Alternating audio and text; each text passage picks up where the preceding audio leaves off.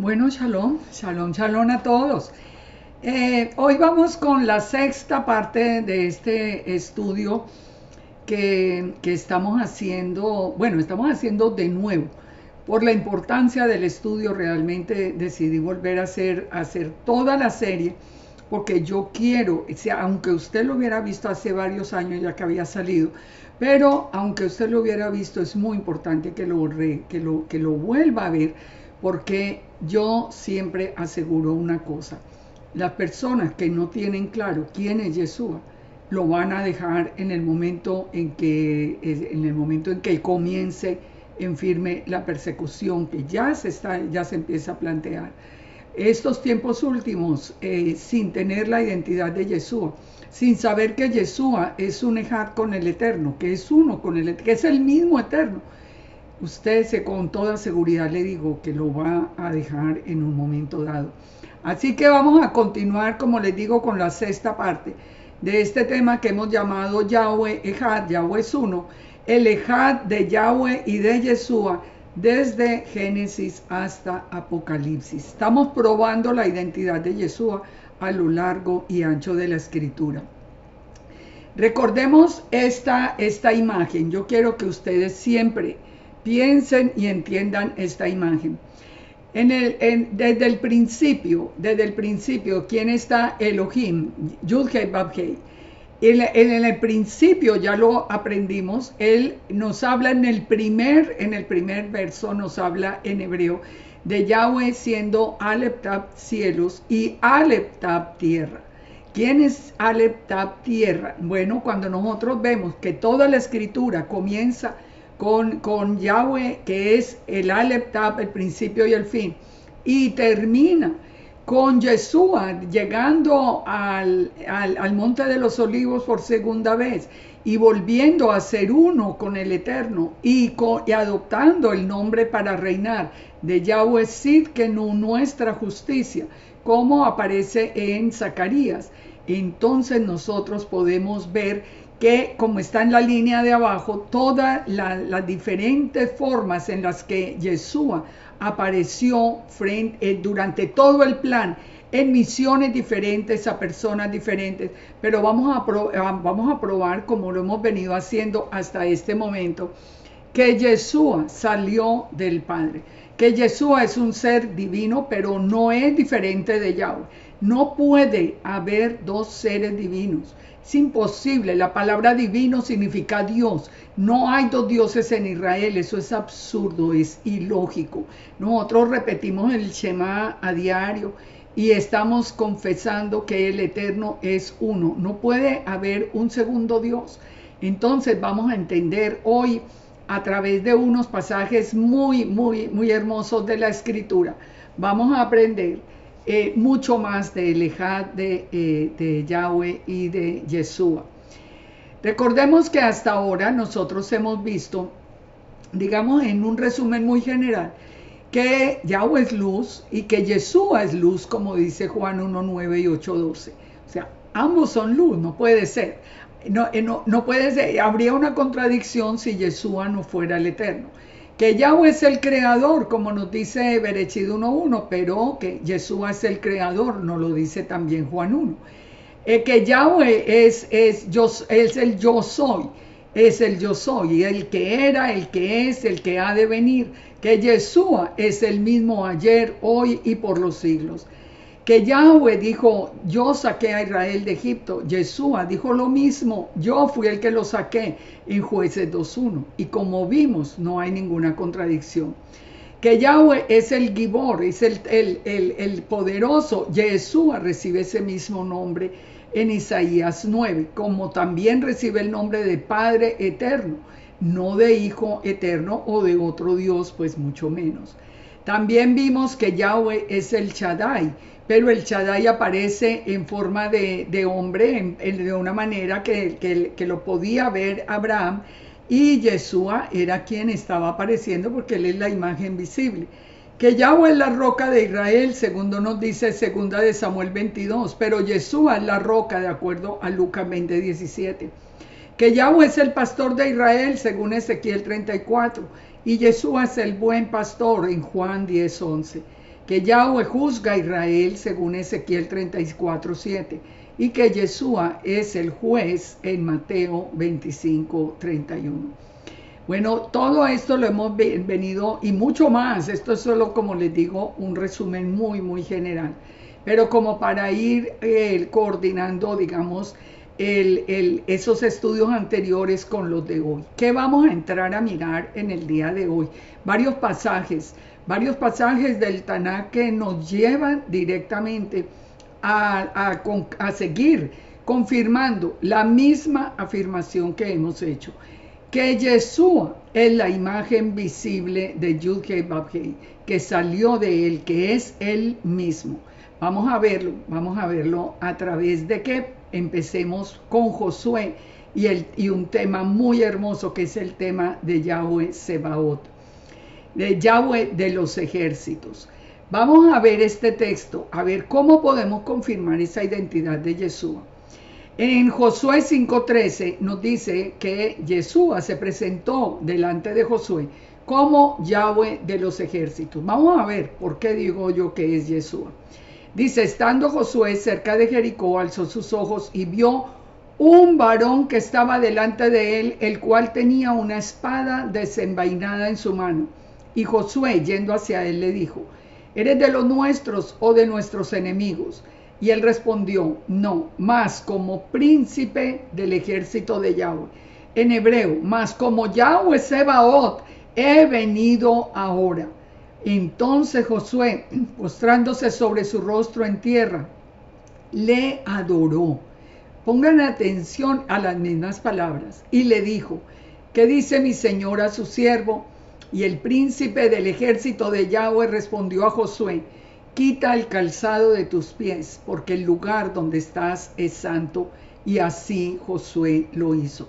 ¿Ustedes recuerdan dónde vimos esas palabras de quita el calzado de tus pies? ¿Recuerdan todo ese pasaje de Moisés frente a la zarza? ¿Quién era el que estaba? El ángel de Yahweh. ¿Quién era el que hablaba? Yahweh mismo.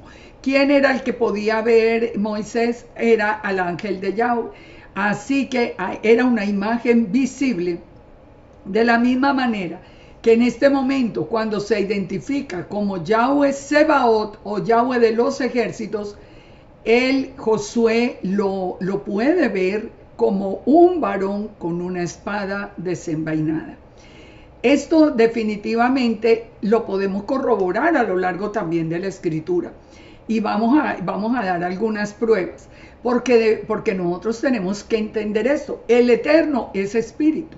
No puede ser el Eterno mismo porque Él es espíritu y nadie puede estar en su presencia, eso ya lo sabemos. Pero tampoco es alguien diferente porque no pudiera utilizar el nombre de Yahweh Sebaot para identificarse. Ahora, miremos esto. En Isaías 44:6, por ejemplo, nos dice la palabra de una manera muy clara que Yahweh de los ejércitos es el Redentor. Fíjese, así dice, Yahweh, el Dios de Israel, Yud-Heh-Vav-Heh, el Rey de Israel, y su Redentor, Yahweh de los ejércitos. Yo soy el primero, yo soy el postrero, y fuera de mí no hay Dios. Fíjense acá, ¿por qué no dice, así dice Yahweh, Rey de Israel y Redentor de Israel? No, dice que el Rey de Israel es Yud-Heh-Vav-Heh y el Redentor es Yahweh de los ejércitos. ¿Quién es nuestro Redentor? Nuestro Redentor, el que vino a hacer la redención por nosotros. Recuerden que redención es la compra. Pagó con su propia vida, con su propia sangre. Él es el Redentor. ¿Quién es? Yeshua. Aquí aparece como Yahweh de los ejércitos, pero están compartiendo algo que también vimos ya. Yo soy el primero, yo soy el postrero, y nos dice la palabra, y fuera de mí no hay Dios. ¿Se dan cuenta? Yeshua es imposible en la palabra del Eterno. Que Yeshua sea divino y no sea Yud-Heh-Vav-Heh. Porque entonces hay otro Dios y Yud-Heh-Vav-Heh está mintiendo. Eso no es posible. Ahora, dice, está mencionando el mismo texto a Yud-Heh-Vav-Heh como Rey de Israel, que acabamos de ver, que Yeshua va a reinar como Yahweh Sebaot. ¿Sí ven? Como Yahweh, como Yahweh Sidkenu, nuestra justicia. Como Yahweh Sidkenu va a reinar. Entonces, Yahweh es el rey. El redentor, ¿quién es? Es Yeshua, pero aquí lo llama Yahweh de los ejércitos. Pero también dice, yo soy el primero, yo soy el último. No, nosotros somos el primero y el último, no yo. No hay sino un solo Dios. Y esto es una realidad que el mismo Yeshua nos confirmó. Sigamos adelante y sigamos explorando el tema de Yahweh de los ejércitos. ¿Quién es entonces Yahweh de los ejércitos en otros pasajes? Segunda de Samuel 7:27 nos dice que es el Dios de Israel. Segunda de Samuel, porque tú, Yahweh de los ejércitos, Dios de Israel, revelaste al oído de tu siervo diciendo, yo te edificaré casa. Ahora, si Yahweh de los ejércitos es el Dios de Israel, pero puede aparecer, entonces ¿en qué quedamos con Yud-Heh Vav-Heh, que es espíritu y no puede aparecer? Es que los dos son uno. Es que Yeshua es la imagen visible de Elohim. Ahora, también nos dice la palabra en el Salmo 46:11 que Yahweh de los ejércitos es la presencia que nos guarda. Yahweh de los ejércitos está con nosotros. Nuestro refugio es el Dios de Jacob. Aquí nos vuelve a decir, Yahweh de los ejércitos es el eterno, pero puede aparecer, pero está con nosotros, pero es el que nos defiende. Es el que reinará en Jerusalén. Miren Salmo 48:8. Como lo oímos, así lo hemos visto. En la ciudad de Yahweh de los ejércitos, en la ciudad de nuestro Dios, la afirmará el Eterno para siempre. Selah. Él va a reinar en Jerusalén, eso lo sabemos a través de las mismas palabras de Yeshua también, que dijo que él venía para reinar desde Jerusalén. De nuevo, ¿con qué nombre? Yahweh Sidkenu, nuestra justicia.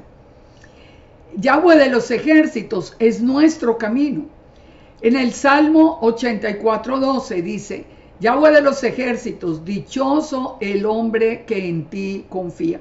¿Qué dijo Yeshua? Él dijo que él era el camino, que era la verdad, que era la vida y que solamente por él se llegaba al Padre. ¿Por qué dichoso el hombre que en ti confía? En Yahweh de los ejércitos, porque es el que nos lleva hasta el Padre. Es el que hace juicio en la tierra. Isaías 1:24. Por tanto, dice el Señor, Yahweh de los ejércitos, el fuerte de Israel, yo tomaré a satisfacción de mis enemigos y me vengaré de mis adversarios. El que hace el juicio en la tierra, ¿quién es? Es Yahweh Sebaot, es Yahweh de los ejércitos. Pero él viene de una manera visible, tanto que nos dice que él pone sus pies en el monte de los olivos. Él es la piedra de tropiezo de Israel, Yahweh de los ejércitos. Recordemos Isaías 8:13. A Yahweh de los ejércitos, a él santificad. Sea él vuestro temor y sea él vuestro miedo. Entonces él será por santuario, pero a las dos casas de Israel por piedra de tropezar y por tropezadero para caer y por lazo y por red al morador de Jerusalén. ¿Quién es la piedra angular? Es Yeshua. El mismo Pedro también lo confirma. Él es la piedra angular. ¿Quién es la piedra de tropiezo? Es Yeshua. Eso lo estamos viendo hoy más claro que nunca, porque Yeshua hoy es un punto de conflicto, es un punto de discusión y muchos lo están dejando. Ahora, él dice, a Yahweh de los ejércitos, a él santificad, sea él vuestro temor y sea él vuestro miedo. ¿Por qué no dice a Yud-Heh Vav-Heh en general? Porque Yeshua, que es Yahweh de los ejércitos, es el que nos lleva a nosotros hasta el Padre. De nuevo, es el Rey de Israel. Isaías 24:23. La luna se avergonzará y el sol se confundirá. Cuando Yahweh de los ejércitos reine en el monte de Sión en Jerusalén y delante de sus ancianos sea glorioso. De nuevo, más claro imposible, el que va a reinar es Yahweh de los ejércitos. Entonces, si él va a reinar desde Jerusalén, puede ser el Padre mismo, O sea, ¿es el Padre el que viene a reinar? No, sabemos que es Yeshua. Pero Yeshua es la imagen del Padre, es la gloria del Eterno. Estamos hablando de que los dos son uno. Él es la corona de gloria, en Isaías 28:5. En aquel día, Yahweh de los ejércitos será por corona de gloria y diadema de hermosura al remanente de su pueblo. ¿Cuál es en aquel día? En el día final, cuando ya Yeshua regrese reinando. Miremos el que desciende en el monte de Sión. Isaías 31:4. Porque Yahweh me dijo a mí de esta manera: como el león y el cachorro del león ruge sobre la presa, y si se reúne cuadrilla de pastores contra él, no lo espantarán sus voces, ni se acobardará por el tropel de ellos. Así Yahweh de los ejércitos descenderá a pelear sobre el monte de Sión y sobre su collado. Esto dicho por el profeta Isaías, pero confirmado por el profeta Zacarías, y confirmado por el mismo Yeshua. Él es el que regresa a reinar y desciende ¿dónde? En el monte de Sión. Es el creador del cielo y de la tierra, Isaías 37:16. Yahweh de los ejércitos, Dios de Israel, que mora entre los querubines, solo tú eres Dios de todos los reinos de la tierra. Tú hiciste los cielos y la tierra. Y ya lo estudiamos. Yahweh es el creador, pero Yeshua es el creador, él es la palabra creadora. Y aquí nos está diciendo que Yahweh de los ejércitos fue el que hizo los cielos y la tierra. No podemos decir que hay tres ahora. Hay uno solo. Yud-Heh-Vav-Heh es el Dios de Israel, pero aquí nos dice Yahweh de los ejércitos, Dios de Israel. ¿Hay dos dioses en Israel? No. Es que Yeshua es la imagen visible, la imagen del Eterno que nosotros podemos ver. Es el Redentor y el Aleptab. Isaías 44:6. Así dice Yahweh, Rey de Israel, y su Redentor, Yahweh de los ejércitos. Ya lo habíamos visto. Él es el Redentor. Él es el Redentor. Miren en este salmo que nos habla del tiempo final. Alzado puertas vuestras cabezas. Esto cuando ya él vaya a entrar a reinar, en el templo a reinar. Y alzaos vosotras puertas eternas, y entrará el Rey de Gloria. Pero ahora nos pregunta, ¿quién es este Rey de Gloria? Es Yahweh, el fuerte y valiente, Yahweh, el poderoso en batalla. Pero el salmista vuelve a preguntar, alzado puertas vuestras cabezas, alzaos vosotras puertas eternas, y entrará el Rey de Gloria. ¿Quién es el Rey de la Gloria? Yahweh de los ejércitos, él es el Rey de la Gloria.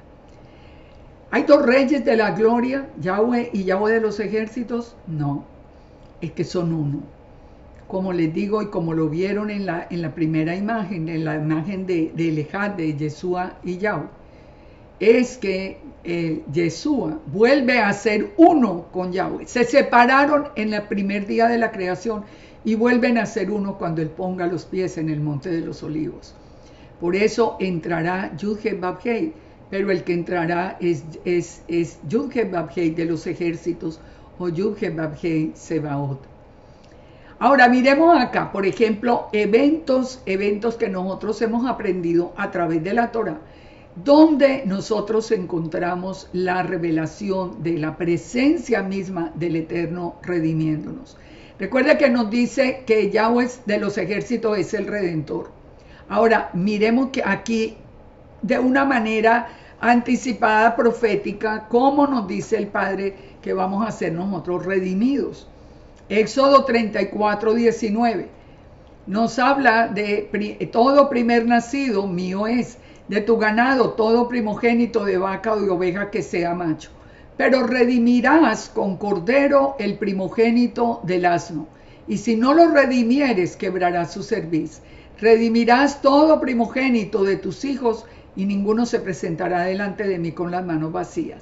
¿De qué nos está hablando acá? ¿Quién es el cordero que redime al asno? Yo voy a pasar muy rápido en estos temas porque ustedes los pueden encontrar en la porción de la parashá correspondiente al tema, por ejemplo, en la porción donde estamos tratando Éxodo 34:19. Pero ¿quién es el cordero que redime al asno? Recordemos a Yeshua entrando sobre el asno. Yeshua es el Cordero de Dios, le dijo el Eterno a Juan el Bautista. Él es el Cordero de Dios, el que quita el pecado del mundo, es decir, el Redentor. Él es el Redentor. Y el Redentor entra sobre un asno. ¿Y qué nos dice la palabra en Oseas 8:9? Que la casa de Israel, Efraín, es como un asno terco y salvaje. Y eso lo estamos viendo, porque tercos para no seguirla y aprovechar la palabra del Eterno y obedecerla. Pero cuando Yeshua entra cabalgando sobre el asno, él mismo en el Shabbat antes del día de Pesach, nosotros entendemos el cumplimiento. Y por eso nosotros que somos de la casa de Israel, nosotros entendemos sin problema que tenemos que ser redimidos por el Cordero, o si no, moriríamos. Entonces, fíjense acá, nosotros comprobamos a través de toda la misma, los mismos mandamientos de la Torah, que Yeshua es el Redentor, que Él es el Cordero, y que la obra que Él hace es precisamente la de Yud-Heh-Vav-Heh de los ejércitos. Todo está perfectamente claro en la Escritura. Todo tiene el mismo sentido de principio a fin. Miremos en el tabernáculo qué pasa. Vamos a ver aquí en el tabernáculo, a ver si encontramos esa identidad de Yeshua. En el tabernáculo que dijo el Eterno, harán un santuario para mí y habitaré en medio de ellos. O sea, ustedes recuerdan, el pueblo, el objetivo de la misma creación era que el Padre quería habitar con su creación. Ya viene la desobediencia y ahora viene la réplica del trono del Eterno, que el Eterno mismo le mostró a Moisés y le ordena construir el tabernáculo. Recordemos que también lo estudiamos en la parashá correspondiente, que la distribución de las tribus alrededor del tabernáculo tiene que ver con una forma muy especial, que es la forma de la letra Tav en paleo-hebreo, que tenía la forma de una cruz. Ustedes pueden mirar por el número de personas que estaban localizadas al norte, al sur, al este, al oeste, por las mismas banderas que llevaban, por los cuatro seres que encontramos nosotros en todas las visiones celestiales. O sea, todo ese estudio ustedes lo pueden ver a través de las porciones de la Torá. ¿Qué nos dice acá? Que por ejemplo, Judá y Efraín iban a estar a derecha y a izquierda del tabernáculo. Pero recordemos que entre toda la ordenanza del tabernáculo, el tabernáculo tiene una sola puerta para entrar. El tabernáculo tiene en el lugar santo los panes de la presencia, la menorá, todo que nos habla de quién, todo que nos habla de cómo entramos hasta el lugar santísimo donde está la presencia del Eterno a través de la única puerta que había. ¿Qué dijo Yeshua? Yo soy la puerta, el que por mí entre será salvo. Yeshua dice, yo soy la puerta, pero Yeshua dice que él son los mismos panes de la presencia, el Lechem Panim. Recuerdan que en el estudio anterior hablamos de Sarja Panim, del príncipe de la presencia. Aquí Yeshua nos dice, yo soy el pan de vida, el que a mí viene nunca tendrá hambre, el que en mí cree nunca tendrá sed. Él dijo que era el pan de vida en Juan 6:48, pero también Yeshua nos dice que Él es el maná que cayó del cielo, Él es el pan de la vida. Entonces tenemos todo para probar que esos panes de la proposición que están en el lugar santo, Yeshua es la representación final de toda esa revelación. Y si esa revelación era del mismo trono del Eterno, ¿cómo? Ya sabemos dónde está Yeshua, está desde el primer día de la creación, que salió del Padre, a la derecha del Padre, hasta que vuelva a ser uno con el Padre. Y se nos revela a través de todo lo que hemos visto. No se ha revelado como fuego, se ha revelado como nube. Aquí se nos revela como los panes de la proposición, como la puerta del tabernáculo, como el cordero que va a redimir al asno. Y aquí de nuevo también en el lugar santo, como la menorá, porque Yeshua mismo dijo: yo soy la luz del mundo, el que a mí me sigue no andará en tinieblas. Ahora, pero también, ¿cuántas luces tiene la menorá? Tiene 7 lámparas que simbolizan que los 7 espíritus del Eterno que reposan en Yeshua. En Isaías 11, saldrá una vara del tronco de Isaí, un vástago retoñará de sus raíces y reposará sobre él el espíritu de Yahweh, el espíritu de sabiduría, de inteligencia, de consejo, de poder, de conocimiento y de temor de Yahweh.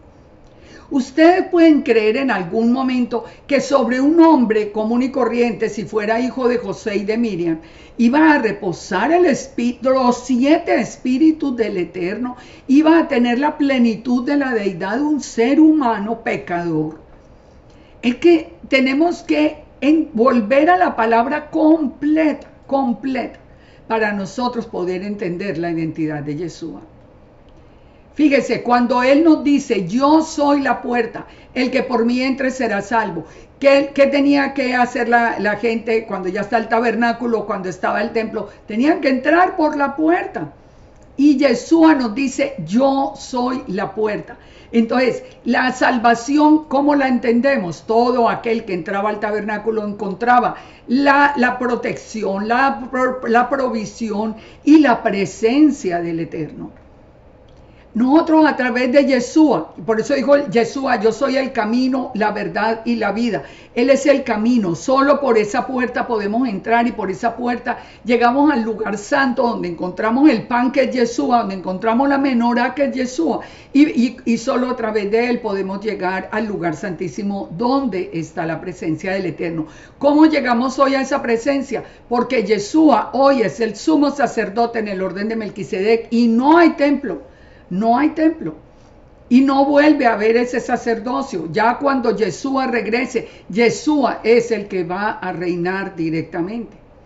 Entonces, entendamos todo el plan, todo el proceso, y nos vamos a llenar de fe, de fortaleza, de seguridad en la palabra revelada, en la palabra que nos ha sido dada por el Eterno a través de la presencia del Espíritu Santo. Entonces Yeshua dijo, cuando dijo el camino, la verdad y la vida, él dijo que él era el Derek. Derek es que está formado por las palabras Dalet, Resh y Kaf. El Dalet, que significa la puerta, el Resh, la persona o la cabeza, y la Kaf, la planta de pie o la mano. Es decir, la persona que nos señala el camino, el que nos dirige el camino. Aquí lo podemos ver nosotros acá en la representación pictográfica. Es más claro, es muy claro. Miren la palabra Emet, la verdad. Miren la palabra Emet. Y ustedes me van a decir a mí que esa letra Tap final es una coincidencia de la forma como murió Yeshua. Esto es imposible que sea una coincidencia. Fíjense, nosotros sabemos, el Aleph Tap, miren la palabra Emet, y fíjense la primera y la última, el Aleph Tap, el principio y el fin. Es absolutamente claro, aún en el hebreo, en lo que sea en la escritura, en toda la escritura. Ahora, cuando nos dice que Él es la vida, cuando Él nos está diciendo que Él es la vida, que Él nos está hablando, si nosotros lo llevamos al hebreo pictográfico, vamos al Hay, al Het y al Yod. El Het, que significa la pared de la tienda, la cerca, la separación. El Yod, la letra Yod, el brazo o la mano. ¿Y qué es lo que nos dice a nosotros Yeshua? ¿Qué es lo que nos dice a nosotros Yeshua? No, él nos está diciendo: En Juan 5:24, de cierto os digo que el que oye mi palabra y crea al que me envió tiene vida eterna y no vendrá a condenación, mas ha pasado de muerte a vida, ha entrado en la presencia del Padre. Es que todo es perfecto. Imagínense por un momento dentro de todo esto que Yeshua hubiera sido un hombre común y corriente, un hijo de vecino. Ustedes pueden creer que un ser humano nos pueda llevar hasta el Padre, pueda estar sentado a la derecha del Padre. Es que les digo, ¿verdad? Me disculpan si lo he dicho varias veces, pero es que yo no puedo entender a la gente que cree eso, que cree que Jesús es un hombre común y corriente. Es que toda la escritura decae, es que nunca han leído la escritura, así de sencillo, porque toda la escritura se cae. Miremos el Salmo 15. El Salmo 15 nos dice: Yahweh, ¿quién habitará en tu tabernáculo? ¿Quién morará en el monte santo? Dice: el que anda en integridad y hace justicia y habla verdad en su corazón, el que no calumnia con su lengua ni hace mal a su prójimo, ni admite reproche alguno contra su vecino. Aquel a cuyos ojos el vil es menospreciado, pero honra a los que temen a Yahweh, el que aún jurando en daño suyo no por eso cambia, quien su dinero no dio usura, ni contra el inocente admitió cohecho. El que hace estas cosas no resbalará jamás. Para entrar al tabernáculo, a la presencia del Eterno, se necesita justicia, integridad, obediencia. ¿Quién es la palabra de Yahweh que nos enseña? ¿Quién es el camino? ¿Quién es la verdad? ¿Quién es la vida? Es Yeshua. Por Él tenemos vida eterna, por Él tenemos la verdad, por Él tenemos el camino. Es que es absolutamente claro. Miremos la ordenanza del Shabbat. En Éxodo 31, nosotros sabemos, bueno, que es un mandamiento establecido desde la misma creación. Pero miremos acá lo que nos dice Éxodo 31. Guardarán pues los hijos de Israel el día de reposo, celebrándolo por sus generaciones por pacto perpetuo. Es una señal para siempre entre mí, dice Yud-Hei Vav-Hei, y los hijos de Israel. Porque en 6 días hizo Yahweh los cielos y la tierra, y en el 7º día cesó y reposó. Entonces fíjense, el Shabbat es una señal entre Yahweh y los hijos de Israel, y el pueblo del Señor. Pero ¿qué nos dice el Targum? El Targum nos dice: tú hablarás a los hijos de Israel diciendo: sobre toda cosa guardaréis los días de Shabbat, porque son una señal entre mí y mi memra. Y mi memra, ustedes lo pueden ver acá. Es una señal, es una señal por todos los tiempos entre mi memra y los israelitas. Entre mi memra y los israelitas. Y también en el otro, en el lado izquierdo, donde nos dice que observarán el Shabbat, porque es una señal entre mí, está hablando Yud-Hei Vav-Hei, y mi memra. ¿Quién es la memra? La presencia del Eterno antropomorfizada. ¿Quién es? Yeshua, la imagen visible. Entonces, cuando el Shabbat nos está diciendo el Padre que es una señal entre los hijos de Israel, entre nosotros, y el Eterno y la memra y Yeshua, nosotros entendemos entonces por qué Yeshua en Marcos 2:28 dijo que Él es el Señor del día de reposo. Por tanto, el Hijo del Hombre es Señor aún del día de reposo. Ustedes se dan cuenta lo que hay detrás de una frase que ni siquiera le pusimos atención nunca. Porque Yeshua decía: yo soy el Señor del día de reposo, pero lo cambiaron a domingo. Pero ahora ni siquiera los que guardan el Shabbat, ni siquiera, porque ya hay muchas congregaciones donde no se puede hablar de Yeshua en Shabbat. Entonces, Él es el Señor del día de reposo. ¿Por qué se ha sacado? Porque se considera como yo lo he conocido por personas que se han comunicado conmigo, que dicen que creer en Yeshua es idolatría. ¿Y la palabra qué hacemos con ella? ¿Qué hacemos con la palabra? Miremos otro texto muy interesante donde aprendemos la presencia del Eterno entre nosotros. las aguas amargas. ¿Qué pasa con las aguas amargas? Recordemos que en Éxodo 32:20 él dice, tomó Moisés el becerro que habían hecho, lo quemó en el fuego y lo molió hasta reducirlo a polvo que esparció sobre las aguas y lo dio a beber a los hijos de Israel. Después del pecado del becerro de oro que anuló ese primer pacto, entonces se hizo un juicio de aguas amargas. Pero ¿qué había pasado antes? Cuando el pueblo salió de Egipto en Éxodo 15, el pueblo tenía que pasar por la prueba de las aguas amargas porque venía de un medio absolutamente pagano. Entonces, nos dice que después de pasar el Mar Rojo, después de 3 días, entonces encontraron agua, y ellos tenían problemas para encontrar agua, pero encontraron unas aguas que eran amargas. Recordemos, el pueblo era culpable, el pueblo tenía que beber esas aguas amargas. Pero ¿qué pasa? El Eterno le dice a Moisés que coloque un madero en las aguas y las aguas se endulzarían. ¿A qué les habla a ustedes? ¿De qué les habla ese madero? Ese madero es la cruz, sin duda alguna.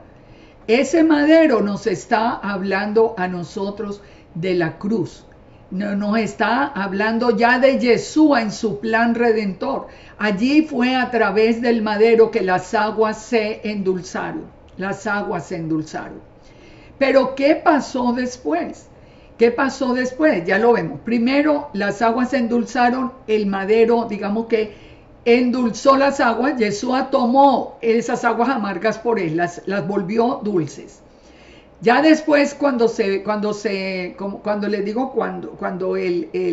todo el problema con el becerro de oro, tienen que volver a pasar, y cuántos murieron en ese entonces. Pero el Eterno, para entender a Yeshua tomando las aguas amargas, nos tenemos que ir a número 5, donde el Eterno le habló a Moisés diciendo: si la mujer de alguno se descarriare y fuere infiel. Recordemos, para resumirlo, porque ustedes pueden buscar, como les digo, esa porción de la Torá. Si una mujer es acusada de adulterio por el esposo y hay razones para sospechar que esa acusación sea cierta, ella debe tomar una decisión: o aceptar el divorcio o someterse a la prueba de las aguas amargas. Cuando ella tomaba las aguas amargas, si ella era inocente, nada le iba a ocurrir. Pero si tenía pecado, entonces iba a morir o se iba a afectar de una manera fuerte y especial. Ahora, ¿qué pasa? Cuando Yeshua va a dar su vida por nosotros, nosotros éramos culpables. Recuerden, Yeshua en el madero está llevando el pecado de Israel. Él está dando su vida por el pueblo. Él está representando allí a toda la casa de Israel que había sido desechada por el pecado. ¿Qué tenía que hacer? Cumplir la Torá para poder, porque aunque sea la imagen visible del Eterno, debe cumplir con la Torá misma. Y así lo hizo durante cada momento de su vida Yeshua. Entonces, en Mateo 27:48 no es coincidencia que le traen una esponja empapada de vinagre y se la dieron a beber. Pero él bebió las aguas amargas. ¿Y qué pasó? Inmediatamente dice que en el verso 50, que mas Yeshua, habiendo otra vez clamado a gran voz, entregó su espíritu. ¿Por qué murió? Porque nosotros éramos culpables. Él tomó las aguas amargas por nosotros. Esa redención, ¿quién la hizo? Esa redención la hizo el Eterno.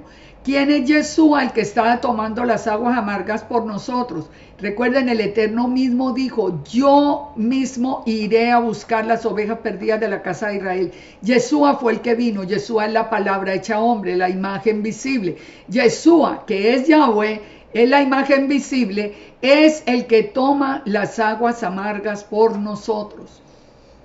Y cuando nosotros entendemos todo esto, entonces también entendemos lo que va a suceder ahora en este tiempo final, cuando la estrella Ajenjo caiga y las aguas se conviertan y se vuelvan amargas. ¿Quién va a tomar esas aguas por nosotros? Los que estemos en obediencia y en fe con Yeshua. Pero ¿qué va a pasar con los que no han dejado a Yeshua? Con los que dicen que es un hombre común y corriente. Cuando uno ve esta sola imagen de la crucifixión, ustedes piensen, el Eterno admite un sacrificio humano. Él hubiera admitido un sacrificio de un hijo de José y de Miriam, un hombre común y corriente.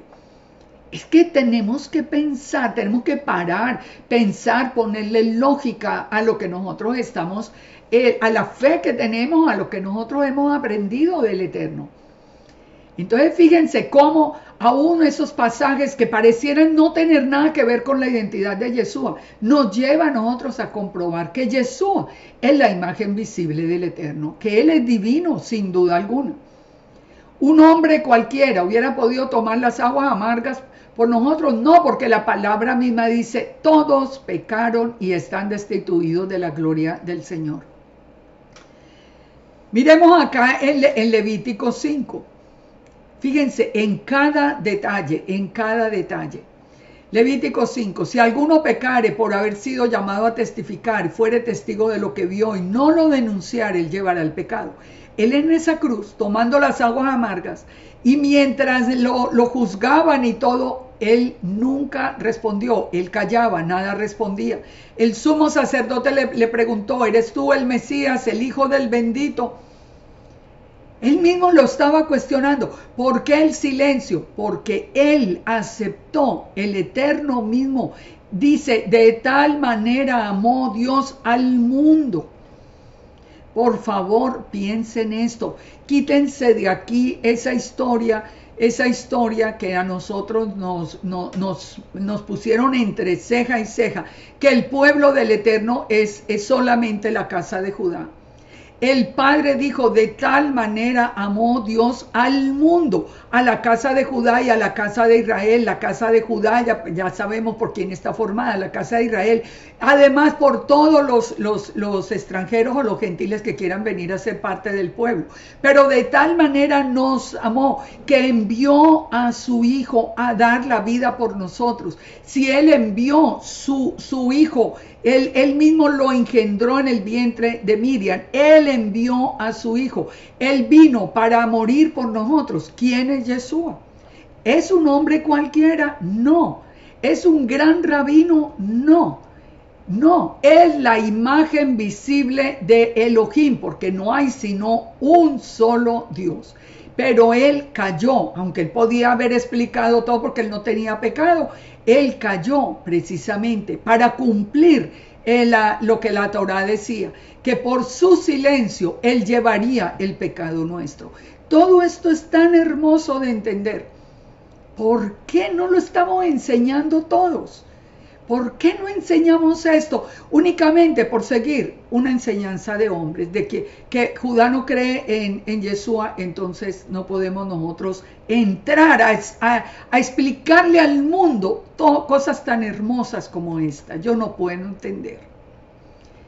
Fíjense lo que nos dice en número 19. Número 19 cuando nos habla cuando nos está hablando de la vaca roja.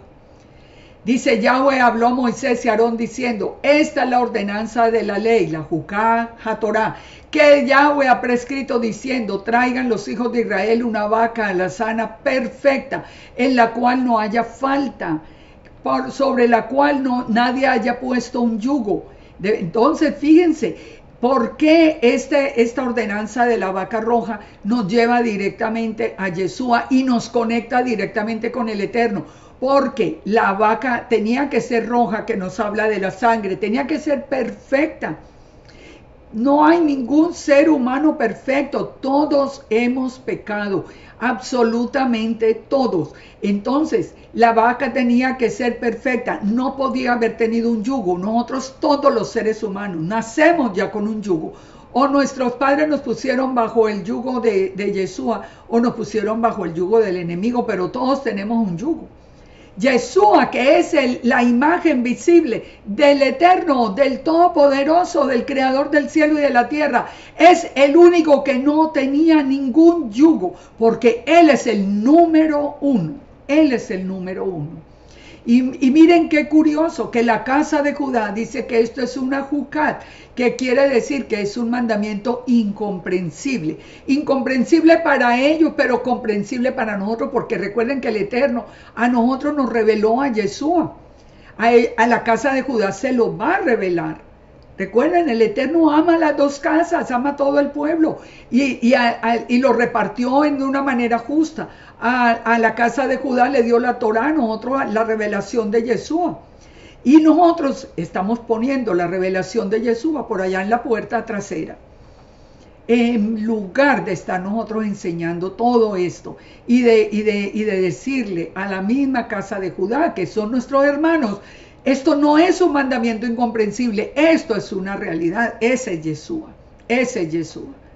¿Cuántos están hoy pendientes que porque apareció una vaca roja y entonces tiene que tener 3 años y entonces no puede pasar de allí? Entonces la hicieron y muchas fuentes dicen que fue manipulada genéticamente. ¿Para qué? Si ya vino Yeshua, nosotros somos del nuevo pacto. Ya Yeshua cumplió. Cuando esa vaca, fíjense, esa vaca roja tenía que ser sacrificada fuera del campamento. ¿Qué nos dice Hebreos 13? No, Hebreos 13 nos dice que Yeshua, para santificar el pueblo mediante su propia sangre, padeció fuera de la puerta. Salgamos pues a él fuera del campamento llevando el vituperio. Yeshua murió en el altar de la vaca roja. Yeshua murió fuera del campamento. Yeshua era perfecto, el color de la vaca, su función, la función de la vaca roja. Miren, vuelvan a repasar en la porción de la Torah correspondiente, para que ustedes vean cómo Yeshua es la vaca roja, es el cumplimiento de la vaca roja. No es casualidad, Yeshua hubiera podido morir allí dentro de la ciudad, pero murió fuera del campamento, como tenía que ser para hacer esa vaca roja. Entonces nos dice, por ejemplo, nos dice acá en número 19, perdón un momento, le daréis a Eleazar el sacerdote, él la sacará fuera del campamento, la hará degollar en su presencia, tomará de la sangre con su dedo y rociará hacia adelante del tabernáculo de reunión 7 veces y hará quemar la vaca ante los ojos y morirá fuera del campamento. Esto lo encontramos en número 19:5, lo que venimos diciendo. Yeshua murió en ese mismo sitio. ¿Cómo relacionamos entonces? Miremoslo desde la misma compra del altar. Entonces, el rojo, ¿de qué nos habla? De la redención perfecta. Yeshua fue sin pecado, 2 Corintios 5:21. No conoció pecado, se hizo por nosotros pecado, para que nosotros fuéramos hechos justos delante del Eterno. Fue sin falta. Él nos dice que, Hebreos 7:26, tal sumo sacerdote nos convenía, santo, inocente, sin mancha, apartado de los pecadores y hecho más sublime que los cielos. Fue sin yugo, porque en Mateo 11:29 nos dice el mismo Yeshua que nosotros llevemos el yugo de él, que aprendan de mí que soy manso y de humilde corazón. Nosotros somos los que llevamos el yugo de él no tenía ningún yugo. Murió fuera del campamento, ya lo vimos, Hebreos 13. La vaca tenía que ser femenino, ¿por qué? Porque representa a Israel y Yeshua tomó el lugar de Israel en el sacrificio. Yeshua estaba representando a Israel. Yeshua no murió por un pecado de él. Yeshua murió por el pecado nuestro, representándonos a nosotros. Entonces, todo nos habla del cumplimiento, de que Yeshua es el cumplimiento de todo este ritual de purificación. La purificación misma no se hace con unos elementos que nos conectan directamente con Yeshua. en Números 19, que ya veníamos leyendo, que nos dice que él tomará el sacerdote madera de cedro, hisopo y escarlata y lo echará en el fuego. Aquí nos habla de tres elementos que se relacionan con Yeshua. La madera de cedro, que es un símbolo de la humanidad, pero es un símbolo de la cruz donde murió Yeshua. ¿Y qué problema tenemos hoy con la cruz? Que no, que si era un palo, que si era un árbol. No, era una cruz, y la cruz sí era romana, porque por eso lo llevaron el sumo sacerdote y todos lo llevaron hasta Pilato, y tenía la forma de una letra Tav, que es un pacto. Y así tenía que ser. Así era que el Padre lo había previsto. Ahora, la madera de cedro entonces nos habla de la cruz, una cruz que en forma de la letra Tav, que es un pacto. El hisopo, que no es un símbolo de unción y de purificación de Yeshua, según nos dice el Salmo 51:7. Cuando nos dice, purifícame con hisopo y seré limpio, lávame y seré más blanco que la nieve. ¿Quién es el que nos lava, el que nos cambia el corazón, el que nos cambia a nosotros la vida? Es Yeshua. Así que Él es el hisopo. ¿Y de qué nos habla el escarlata? El escarlata sí que nos habla de una historia tan hermosa que ustedes ya la deben conocer y también la van a encontrar, es la palabra toula, que significa rojo, pero es el gusano, el Coccus ilicis, ese gusano que para reproducirse tenía que morir pegado a un madero. Toda la historia, búsquenla en la concordancia hebrea.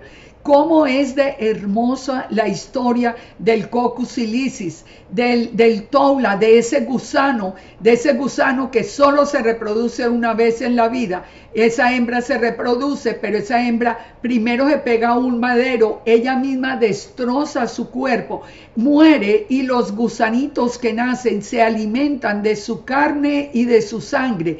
Y después de 3 días, todo el entorno de ese animalito destrozado se vuelve blanco. Aunque los pecados fueran como la grana, como la nieve, serán emblanquecidos. Toda una historia perfecta, hermosísima. ¿Pero se enseña de eso? No, qué pena. ¿Cómo vamos a enseñar eso? Pero es que el mismo Yeshua dijo ser ese gusano. ¿En dónde lo dijo? En el Salmo 22, en el Salmo que nos habla de Él en la cruz. Cuando dijo, Dios mío, ¿por qué me has desamparado? ¿Por qué está tan lejos de mi salvación? Cuando Yeshua dijo en la cruz, ¿por qué me has desamparado? No es que el Padre lo hubiera desamparado. Él estaba diciendo, como lean el Salmo 22, para que ustedes sepan entiendan lo que está pasando. Entonces dice, termina diciendo en el 22:6, porque yo soy gusano y no hombre. Busquen en la concordancia hebrea, porque Él es el Coccus ilicis, Él es ese gusano, Él es esa hembra. ¿Por qué hembra? Ya vimos, porque Él murió él representando a Israel. Entonces, yo soy gusano y no hombre, oprobio de los hombres y despreciado por el pueblo, despreciado hasta hoy cuando oímos que lo insultan, que lo blasfeman, con el aplauso de los que lo habían conocido en la iglesia cristiana. Es una tristeza lo que estamos viendo hoy. La gente que se va a aprender de los que están enseñando desde Israel, que lo llaman Jesús, que es un insulto, que lo llaman fornicario, que lo llaman de todos los insultos habidos y por haber. Y la gente que había creído en él se van y aplauden y hasta pagan, hasta envían dinero para aplaudir a los que están ofendiendo a Yeshua, sin entender esta revelación tan hermosa. Es que de verdad somos tan duros de corazón y tan duros de entendimiento. Ahora, vimos cómo Yeshua resume entonces todas las condiciones de la vaca roja.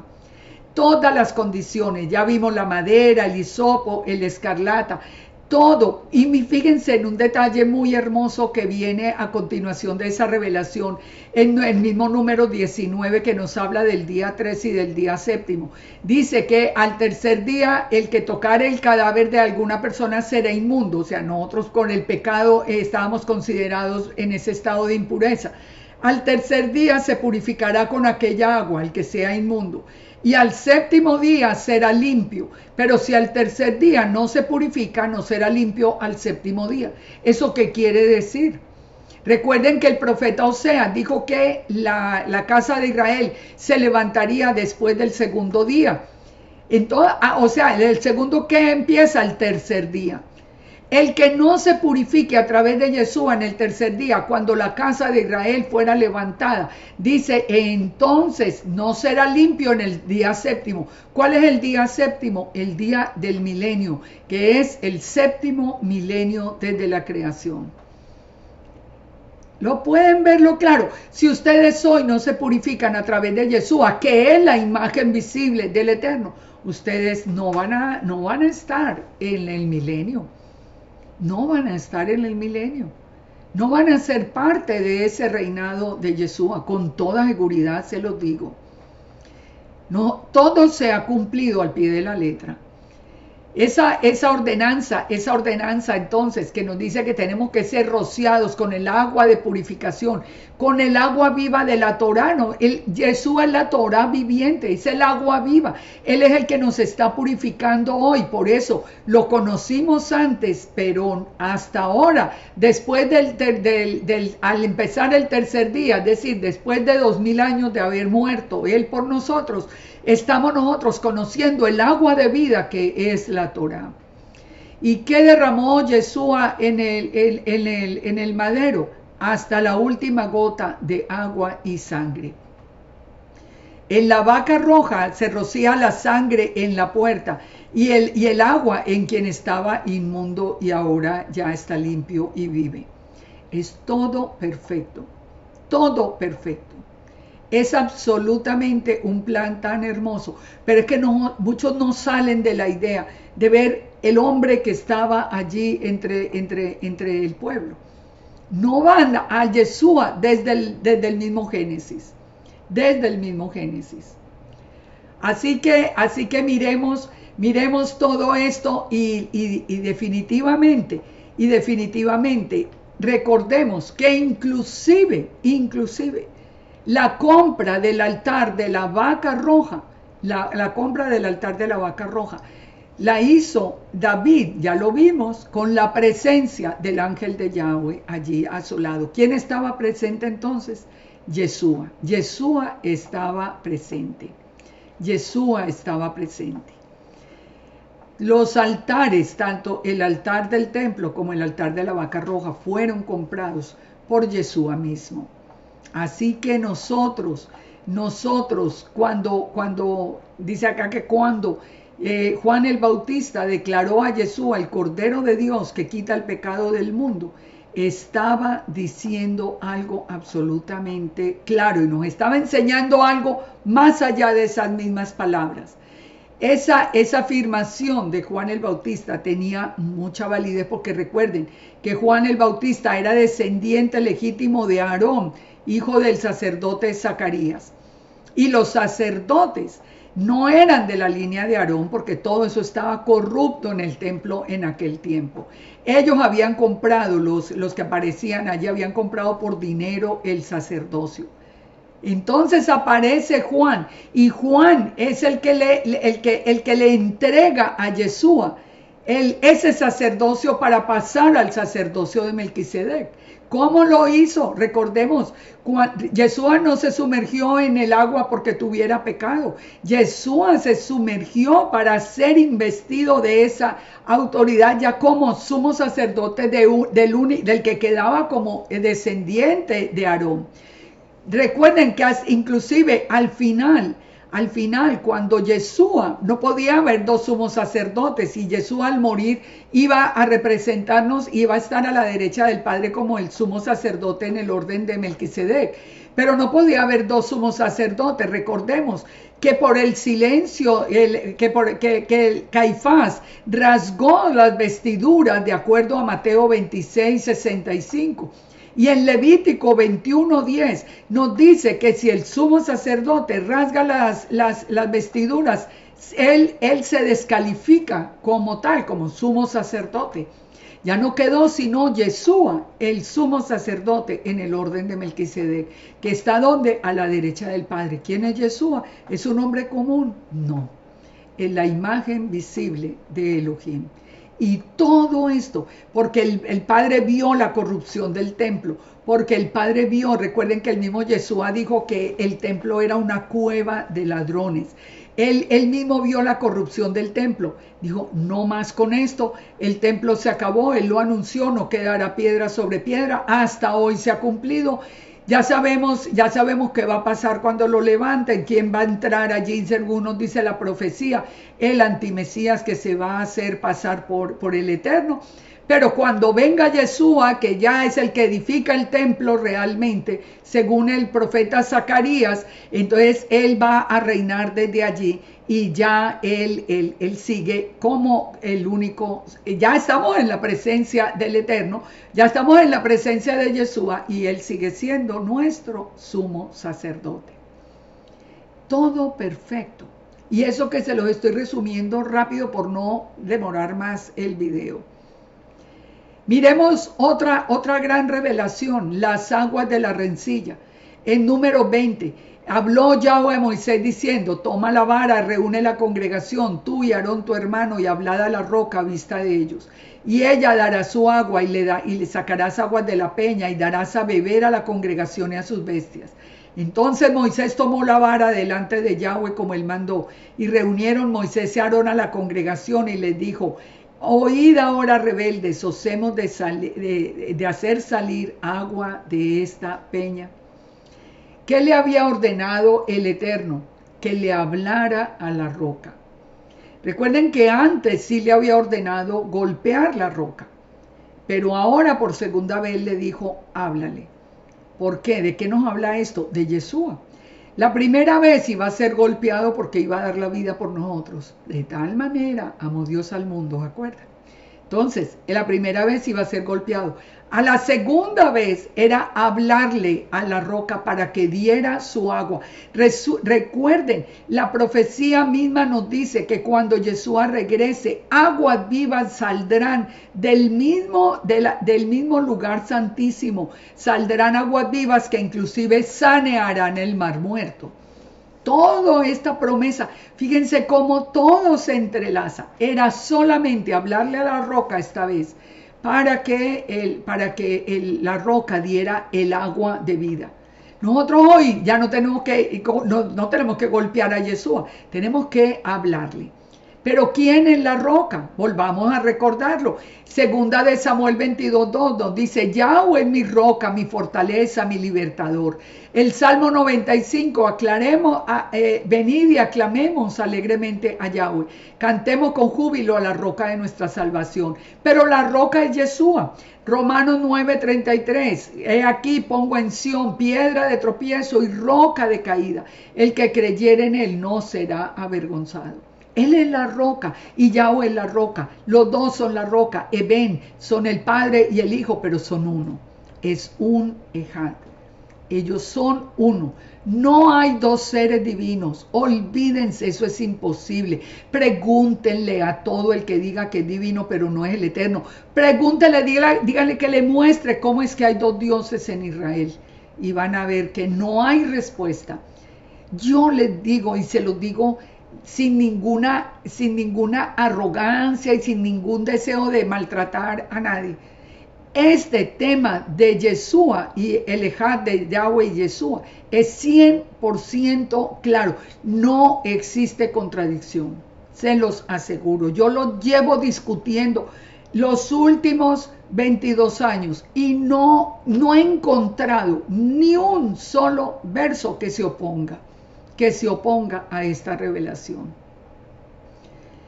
Entonces, fíjense, Yeshua es el agua viva. Yeshua es el agua viva. Todo esto nosotros lo tenemos. Ningún ser humano puede ser el agua viva. Otro que no sea el Eterno tampoco puede ser el agua viva. Solo el Eterno, solo la imagen visible.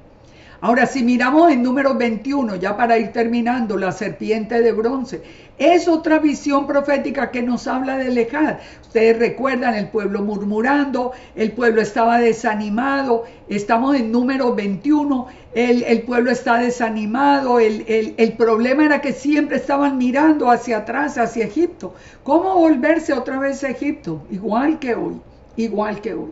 Y como consecuencia de la murmuración, entonces salen las serpientes ardientes. ¿Cuál fue el resultado? ¿Cuál fue digamos que, la ordenanza del Eterno para que parara esa mortandad? Que se hiciera una serpiente ardiente, que puesta en un asta, y que cualquiera que fuera mordido, o sea, que ya iba a morir, porque iba a morir sin duda, si miraba al asta, entonces viviría. ¿Cómo sabemos que nosotros podemos relacionar esto directamente con Yeshua? ¿Por qué una serpiente? Hay mucha gente que se pregunta, pero ¿y por qué puso una serpiente? Porque precisamente, ¿qué es lo que causa el pecado en nosotros? La muerte.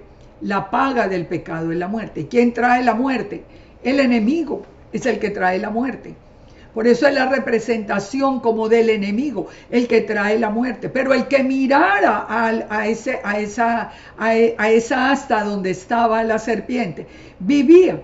Esto proféticamente, ¿de qué nos estaba hablando? Nos estaba hablando de esta imagen de Yeshua en la cruz. Recuerden que Yeshua sería levantado al mundo, sería levantado como para que el mundo entero lo mirara, y así fue profetizado por Isaías, y así fue como nosotros lo conocimos. Nosotros vinimos a Yeshua porque lo vimos en la cruz, porque sabíamos que había muerto en esa cruz. Entonces el mismo Yeshua es el que une con la serpiente de bronce. ¿Y qué dijo? Pongan atención a estas palabras. Como Moisés levantó la serpiente en el desierto, así es necesario que el Hijo del Hombre sea levantado para que todo aquel que en él cree no se pierda, mas tenga vida eterna. Mas tenga vida eterna.